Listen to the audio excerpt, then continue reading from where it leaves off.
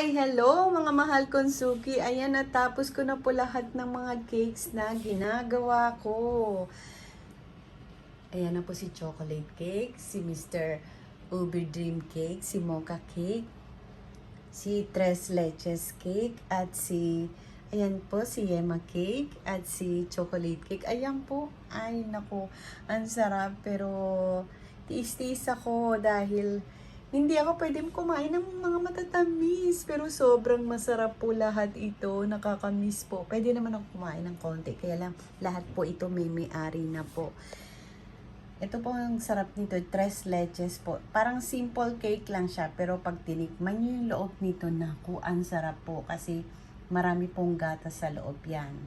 Napakasarap po niyan. At ganoon din po tong chocolate cake ko, at ganun din po si Yema Cake. Ayan po, ito parang ice cream ang dating. Ang sarap ni Ubi Dream Cake. Sarap din ni Chocolate, ni Mr. Chocolate. Ang sarap din talaga.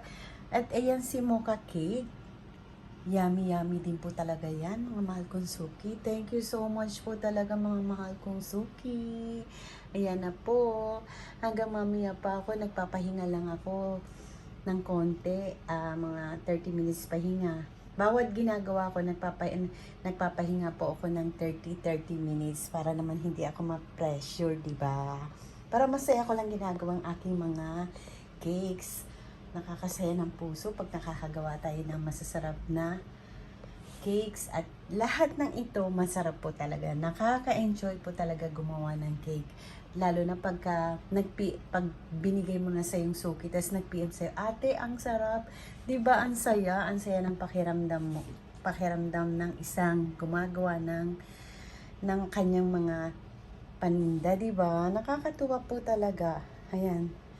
Ayan po, thank you for watching, and God bless po sa inyong lahat. Alam ko ang pagpapala ng ating mahal na Panginoong Hesus ay nakasunod lang po sa ating bawat isa. Dinideklara ko po yun sa buhay natin bawat isa. In Jesus' name. Thank you so much, and thank you for watching. God bless. Thank you.